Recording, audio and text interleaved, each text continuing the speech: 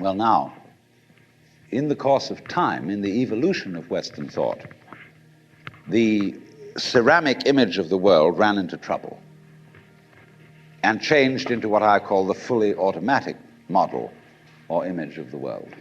In other words, Western science was based on the idea that there are laws of nature, and it got that idea from Judaism and Christianity and Islam. That, in other words, the potter, the maker of the world, in the beginning of things, laid down the laws, and the law of God, which is also the law of nature, is called the Logos. And in Christianity, the Logos is the second person of the Trinity,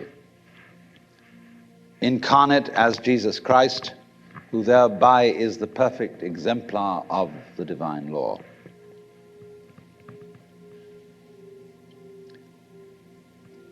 So we have tended to think of all natural phenomena as responding to laws, as if, in other words, the laws of the world were like the rails on which a streetcar or a tram or a train runs, and these things exist in a certain way, and all events respond to these laws. You know that limerick, there was a young man who said, "Damn, for it certainly seems that I am a creature that moves in determinate grooves. I'm not even a bus, I'm a tram." So here's this idea that there's a kind of a plan, and everything responds and obeys that plan. Well, in the 18th century, Western intellectuals began to suspect this idea. And what they suspected is whether there is a lawmaker, whether there is an architect of the universe.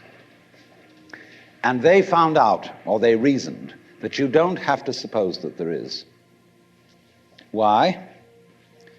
Because the hypothesis of God does not help us to make any predictions.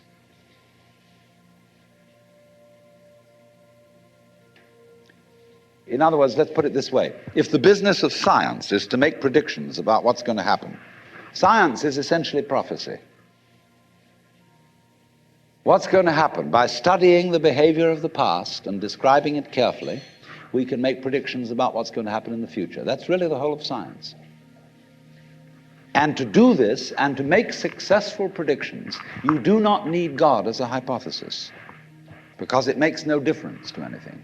If you say everything is controlled by God, everything is governed by God, that doesn't make any difference to your prediction of what's going to happen. And so what they did was simply drop that hypothesis. But they kept the hypothesis of law.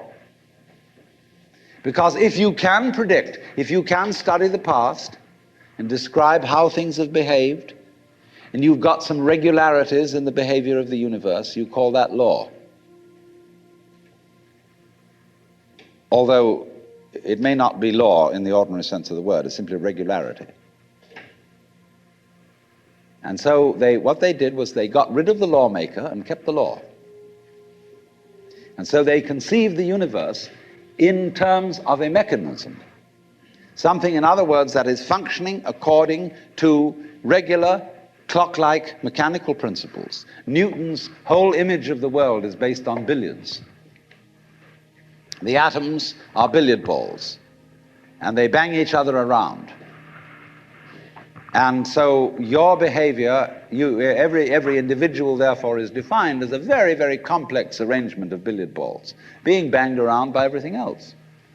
And so behind the fully automatic model of the universe is the notion that reality itself is, to use the favorite term of 19th century scientists, blind energy. In, say, the metaphysics of Ernst Haeckel and T.H. Huxley, the world is basically nothing but blind, unintelligent force. And likewise, in parallel to this, in the philosophy of Freud, the basic psychological energy is libido, which is blind lust. And it is only a fluke. It is only as a result of pure chances that, resulting from the exuberance of this energy, there are people with values, with reason, with languages, with cultures, and with love. Just a fluke. Like, 1,000 monkeys typing 1,000 typewriters for 1,000,000 years will eventually type the Encyclopedia Britannica. And of course, the moment they stop typing the Encyclopedia Britannica, they will relapse into nonsense. And so in order that that shall not happen, because you and I are flukes in this cosmos, and we like our way of life, we like being human, if we want to keep it, say these people, we've got to fight nature, because it'll turn us back into nonsense the moment we let it. And so we've got to impose our will upon this world as if we were something completely alien to it from outside. And so we get a culture based on the idea of the war between man and nature. And we talk about the conquest of space, the conquest of Everest. And the great symbols of our culture are the rocket and the bulldozer. The rocket, compensation for the sexually inadequate male.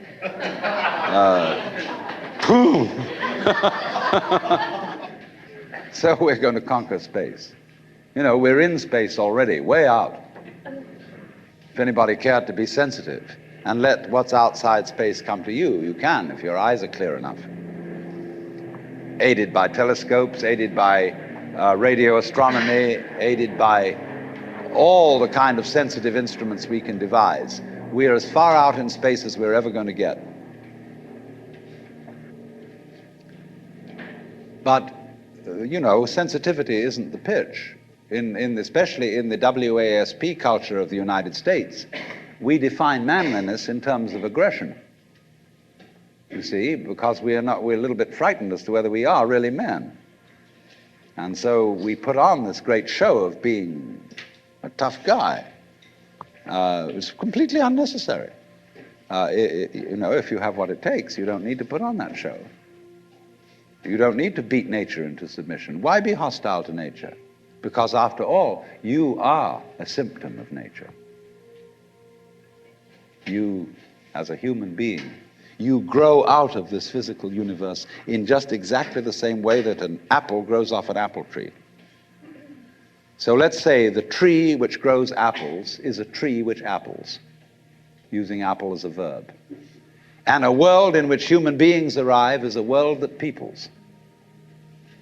And so the existence of people is symptomatic of the kind of universe we live in. Just as spots on somebody's skin are symptomatic of chickenpox. But we have been brought up by reason of our two great myths, the ceramic and the fully automatic, not to feel that we belong in the world. So our popular speech reflects it. We say, I came into this world.